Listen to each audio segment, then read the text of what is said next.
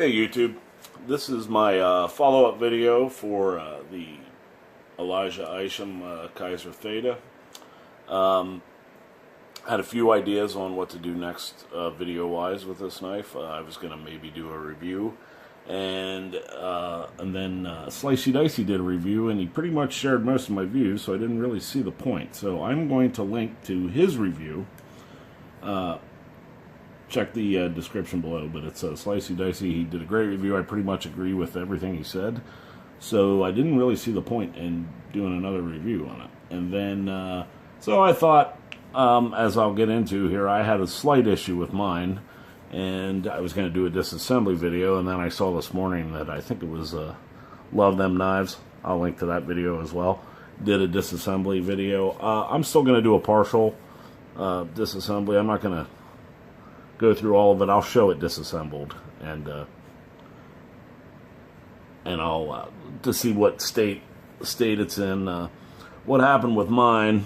I was carrying it in pretty much every day, and the pivot broke loose. So this is no big deal. I just need some Loctite. But because all the detent issues and everything that I'm hearing about, I thought I'd just tear it all down, clean it all up, get that suspect oil off of it. I'm sure they use the same oil on this one as they did on the ones that had issues, but maybe just a little bit less. Maybe that's why I'm not having the issue.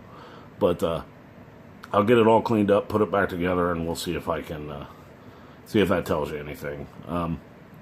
I love the design of this knife. I was a little disappointed in that. Loctite's not expensive. They could easily put Loctite on these and fix the issue I'm having. But my 2 cents on this: it carries great. It's a great design. Maybe a little rushed in the production end of it. That could be where some of these issues are coming from. I could see them, you know, Isham is his stuff sells so well. I'm sure they were really trying to rush this and get it done, and maybe it's apparent on some of the QC issues that we're seeing. So I'm going to pause this, tear it down, and I'll show it torn down, how dirty it is, clean it all up, put it back together, and we'll go from there. All right, hang in there. Okay, so I got it taken apart, and surprise, they use Loctite on the standoff screw, but not on the pivot. It doesn't really make a whole lot of sense to me. But let's see if we can see the gunk. This isn't. It's a little cleaner than I thought it was gonna be. Oh, stop pin. But you can see there's definitely some gunk on it. The blade.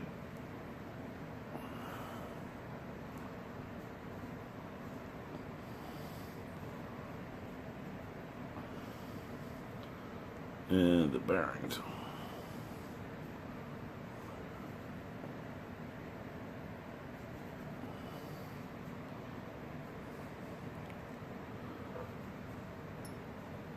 So what I'm going to do, clean it all up, mineral oil and some real oil, and then I'll put some Loctite on the pivot when I reassemble it, and then we'll go from there.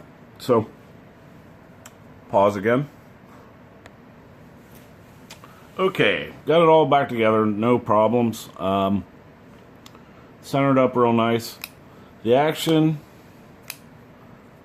is better.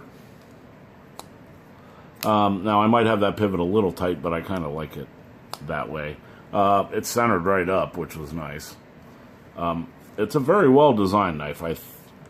That D10 is a little stiff for that small of a flipper, but you know, I had to wrist this before I took it apart, and to open it, you know, wrist.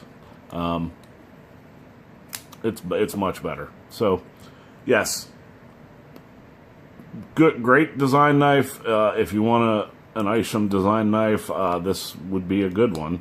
EDC size, but be prepared to take it apart and clean it up. So, anyways, thanks YouTube. Like, subscribe, and I'll see you next time. Check those links below for a review and a full disassembly. All right, take it easy.